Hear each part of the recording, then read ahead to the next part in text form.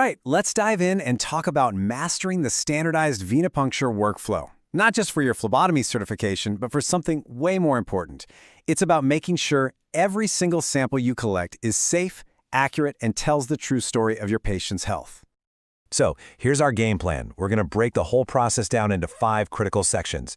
This roadmap follows the exact flow you'll be using out in the field, and it perfectly mirrors the kinds of scenarios you're going to see on your certification exam. So let's get right to it. Before we get into the nitty-gritty, let's just take a high-level look at the entire workflow.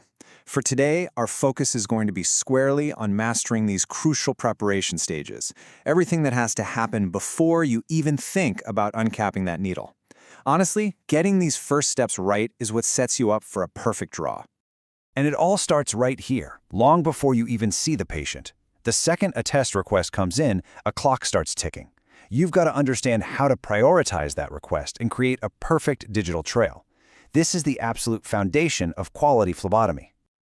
Okay, you're going to want to pay close attention to this one. This table is so important because it tells you what to do right now. For your exam, you absolutely have to know the difference between these. A stat order for, say, cardiac markers, that means drop everything, draw now, run now. But a timed collection for a glucose test, that's all about precision. Being able to triage these is a huge part of the job. So, let's talk about accessioning. This is a really important concept. Think of the accession number as the sample's unique fingerprint. It's the one thing that guarantees that tube of blood is linked to the right patient, the right order, and ultimately the right results. There's just no room for error here. And here we go, this is a classic exam trap. You're going to see scenarios like this. So what happens if you accidentally create 2 accession numbers for one blood draw? You don't just pick one, you don't throw one out. Doing that breaks the entire audit trail. The correct answer and the correct action is to request a merge in the system. Just remember that phrase, merge, don't discard. Okay, let's move on to section 2. So you're approaching the patient's room. Your first job isn't to look for a good vein. Nope. Your first job is to become a safety detective. You're scanning for any potential hazards to protect your patient and, of course, to protect yourself. Before you even knock on that door, your eyes should be moving. First, check the door for any isolation signs. You need to know that before you go in.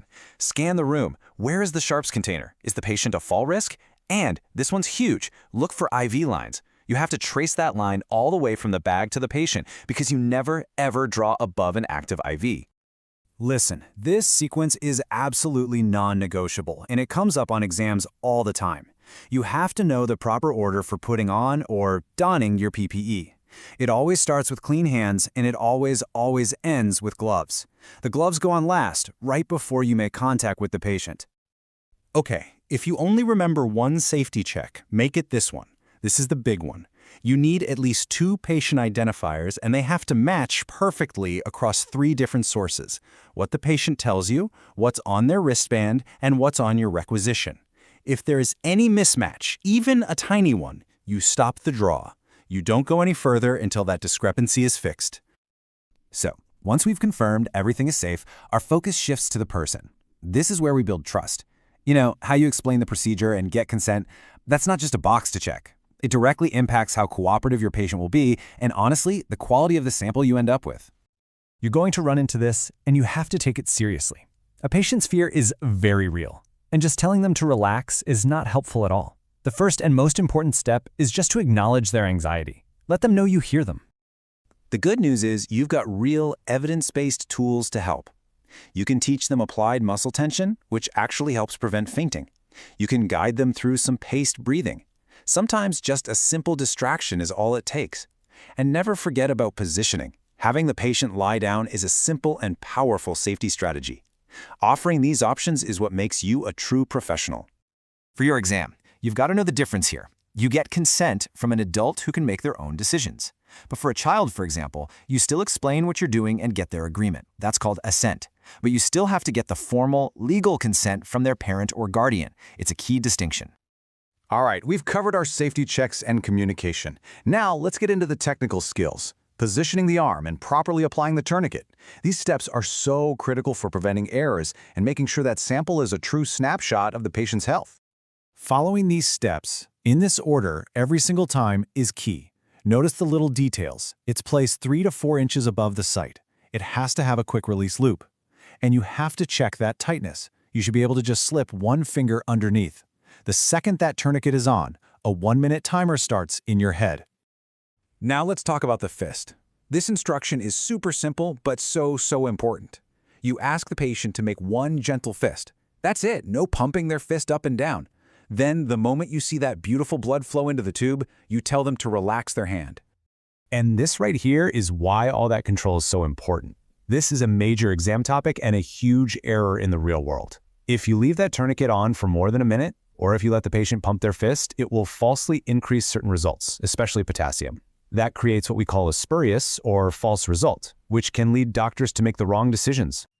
All right, we've made it to our final prep stage. We've handled our priorities, our safety checks, our communication. Now, it's finally time to pick the best vein, clean the site the right way, and make sure all our gear is ready to go.